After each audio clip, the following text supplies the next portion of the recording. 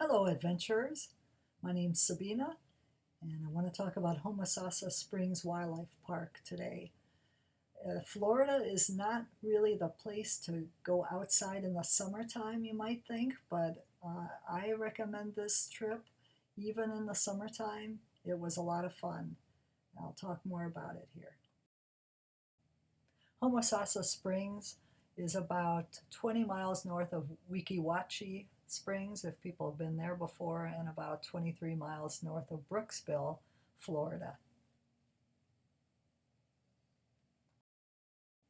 The visitor center is right off of the main highway. There's actually two ways to get into Homosassa Springs, and there's a west entrance, but I recommend the visitor center that's right off the highway, and you'll see why in just a minute. The entrance fee includes a boat ride that goes from the visitor center by the major highway, and I highly recommend it. It's a prehistoric landscape and it's a narrated boat tour. They give you a lot of information about the history of the park. These signs are by the west entrance of the park, and you can tell from the sign that this is one of the original Florida attractions. It's been a tourist attraction since the early 1900s, and it has just evolved over time, and now it is this wonderful wildlife park. Here's part of the spring itself. It doesn't look that deep from this photo, but it goes down 30 feet, and manatees can come into the spring sometimes, and the water is just beautiful and cool and clear. Unfortunately, this is not a park where you're able to go into the water to check it out.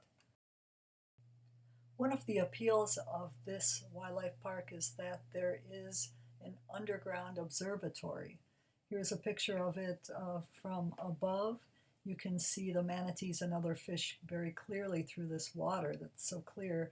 But you can also go down some stairs that are in there and go down 10 feet, and you can see, like an aquarium, you can see the fish, you can see the manatees that are around there, and it's just a really unusual experience. Here are the resident manatees. There, in this wildlife park, there are several captive species that can't be released again into the wild. They have some injuries and so forth. There is some rehabilitation that sometimes happens here, but these particular ones will not be able to go into the wild. So they feed them a lot of lettuce at different feeding times a day, and so that's why they're hanging around the observation deck right now. They're waiting for their lettuce. Of course, in any of these parks, lakes, and even the springs that are so clear and cool, you will find alligators. There is a captive alligator or two in this park, and you can see them from a safe distance, but you know that they're around. The park claims that this is the oldest hippo in captivity. I think they said it was over 60 years old. When I was there, I did not see the top of the hippo like this. It wasn't feeding time, so it was taking comfort in the water, which was, I think, maybe cooler than the air was. There are actually a couple of Florida panthers here in the wildlife park. It's a thrill to see them. If you're lucky, you might see one in the wild once in your life, and here they can be contented and live their lives.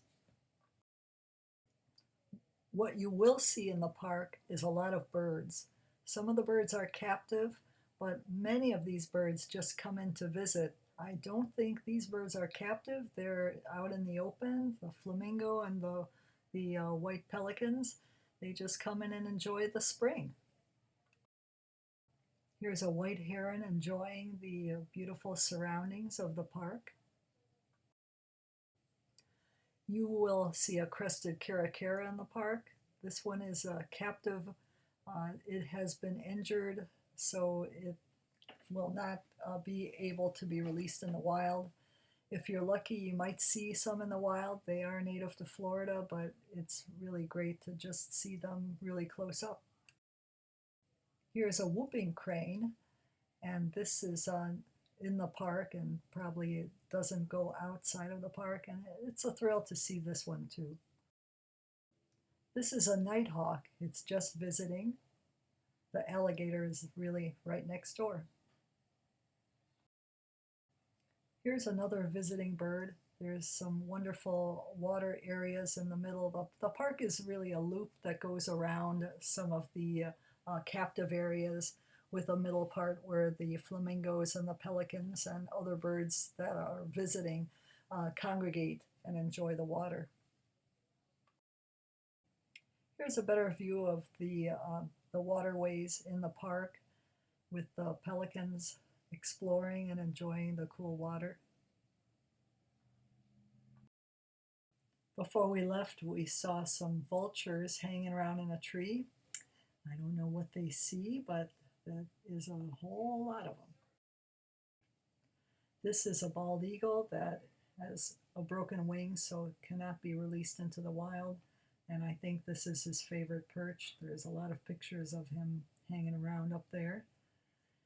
And this concludes the trip to Homosassa Springs Wildlife Park. I hope that you enjoyed it, and I look forward to hearing about your trips there.